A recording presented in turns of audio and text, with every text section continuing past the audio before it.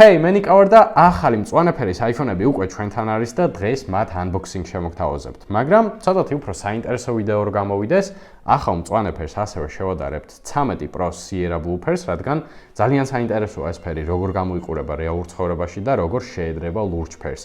ასევე მოკლედ მოგიყვებით iPhone-ების ფერების ისტორიას თუ საიდან სად მოვედით. როგორც ყოველთვის არ დაგავიწყოთ გამოიწერეთ ჩვენი YouTube არხი, რომ არც ერთი სიახლე არ გამოგრჩეთ. დავიწყოთ.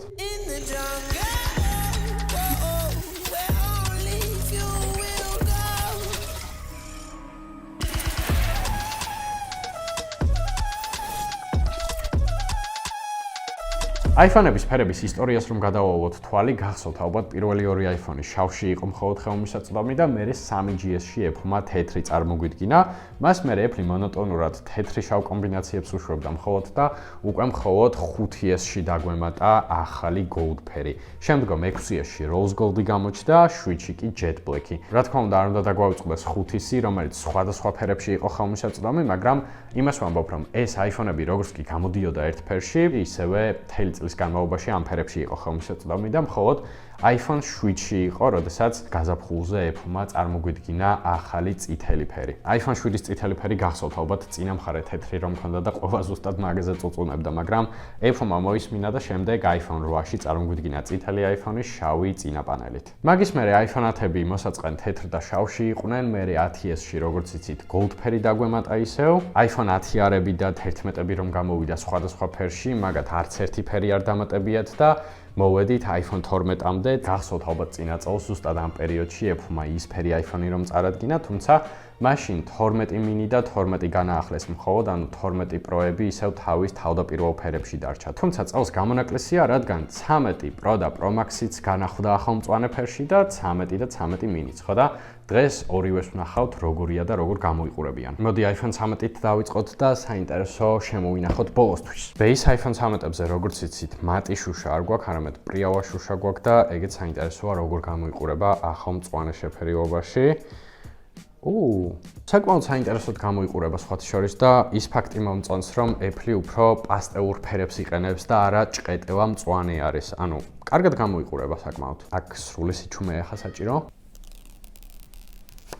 აი თავიდან არ მოგატყუებთ რენდერებზე, ცოტათი არ მომეწონა ეს მწვანე ფერი როგორ გამოიყურებოდა ჩვეულებრივ 13-ზე, მაგრამ რეალურ ცხოვრებაში არც თუ ისე ცუდია და საკმაოდ კარგად გამოიყურება, თქვენ რას ფიქრობთ? ხო, ყუთში კაბელისა და ინსტრუქციის მეტი არაფერი არ გვაქვს, როგორც ყოველთვის, Apple-მა კაიხანია უკვე დამტენი ამოიღო თავისი ყუთიდან და სხვათა შორის საინტერესო ფაქტი, ყუთიდან ამ დამტენის მოშორებით Apple-მა რეალურად 6.5 მილიარდი დოლარის ეკონომია გააკეთა. Wow. ეს მწვანე iPhone-ების გამოშვებაც რეალურად რო დაუკვირდე, გენიალური ბიზნეს გეგმა არის ჩემი აზრით, რადგან iPhone 13-მა Apple-ს ისედაც უდიდესი შემოსავალი მოუტანა, რადგან ყველაზე წარმატებული iPhone-ია ისტორიაში და 6 თვის მერე ახალი ფერის გამოშვება ფაქტობრივად ჩათვალე hype-ს თავიდან იწყებ. და გადავიდეთ ყველაზე საინტერესოზე, iPhone 13 Pro ძალიან მაინტერესებს ამის მწვანე ფერი როგორია რეალურ ცხოვრებაში. ვნახოთ. ძალიან კარგად გამოიყურება თუ მეჩვენება. აი iPhone 11 Pro-ზე რო იყო, ხო გახსოვთ Midnight Green-ი? მეგონა რომ ზუსტად ეგეთი ფერი იქნებოდა, მაგრამ სულ სხვანაირი ფერია. ანუ ის მაინც ბევრად უფრო მუქი იყო და აქ ცოტათი უფრო ღიაა, მაგრამ რაღაცნაირად სხვანაირად თამაშობს თითქოს განათებაზე. ძალიან ლამაზად გამოიყურება, მე პირადად ძალიან მომწონს. ეკრანის დამცავიც ავაძროთ. აი, ესეთ ლამაზ ფერსაც ნამდვილად არ ველოდი და ძალიან მომწონს. ესეც ალპური მწვანე, სხვათა შორის Apple ამას ალპურ მწვანეს ეძახის.